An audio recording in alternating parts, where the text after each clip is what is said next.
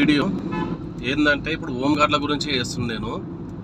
ఇప్పుడు మనం outer ring road ఎక్కుతాం కదా, ఔటర్ రింగ్ రోడ్ ఎక్కినప్పుడు టోల్ గేట్ కాడ మనకి హోంగార్డ్లకి అనే వ్యక్తులకు మాత్రమే ఫ్రీ ఉండదు. అంటే వాళ్ళకు కూడా తెలిసిపోయింది అనమాట, ఈ హోంగార్డ్లు అంటే అడ్డ మీద కూలీలు, వీళ్ళు పెద్ద ఏం పనికిరాని వాళ్ళు లెక్క అయిపోయింది.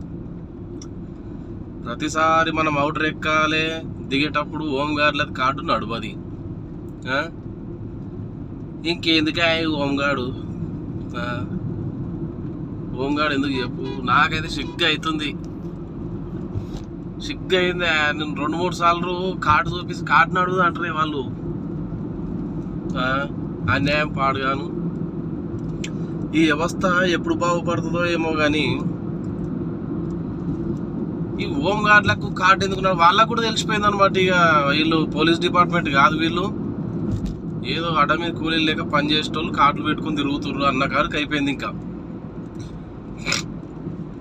ఫస్ట్ ఆఫ్ ఆల్ మనం మారాల్సింది, మన వ్యవస్థ మారాలంటే మారేటట్టు లేదు. ఇక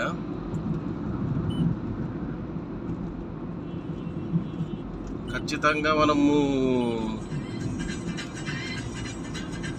కష్టమైపోయింది ఔటర్ ఎక్కాలంటే.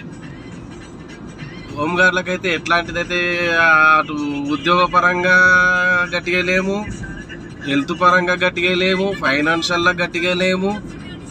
ఫోన్ రోడ్డు మీద పోదామంటే రోడ్డు మీద కూడా గట్టిగా లేము మనం. ఇంకా ఏమి ఇట్లా గట్టిగా ఉన్నామా? ఏమి ఇట్లా గట్టిగా ఉన్నాం చెప్పి. ఇక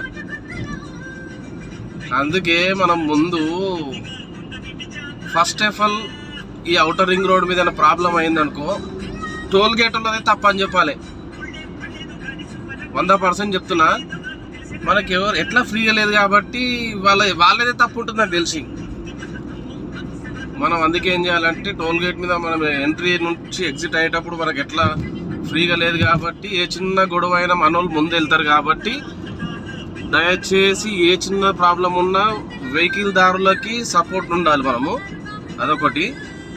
ఎట్టి పరిస్థితిలో మాత్రం టోల్ గేట్ కాడ చిన్న లోలైనా వాళ్ళదే తప్పు ఉంటుంది, అది చేయాలి. ఇది ఒక చిన్న వీడియో చేసి చూపిస్తున్నా. ఇది మన పరిస్థితి హోంగార్డ్లది.